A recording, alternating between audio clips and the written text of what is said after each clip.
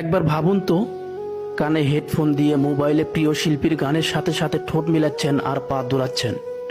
ঠিক এমন অবস্থায় হজরত আজরাইল আলাইহিসসালাম আপনাকে এসে বলল, চলো অনন্ত জীবনের পথে, যেখানে একবার মানুষ গেলে কখনোই আর ফিরে আসে না। মানে আপনার মৃত্যু হতে যাচ্ছে এই গান শোনা অবস্থায়। আজরাইল আলাইহিসসালাম আপনাকে হেডফোন খুলে গান বন্ধ করার সময়টুকু দিতে চাইবে না, সময় দিতে চাইবে না তওবা করার মতো। আপনাকে এমন অবস্থায় নিতে এসেছে উনি। জীবনে বহুবার শুনেছেন গান শোনা হারাম, ছাড়তেও চেয়েছেন কিন্তু কখনই ছাড়তে পারেননি। আজকে ছাড়তে চাচ্ছেন কিন্তু মালাকুল মউত এসে সময় দিচ্ছে না। কি অদ্ভুত ব্যাপার, তাই না?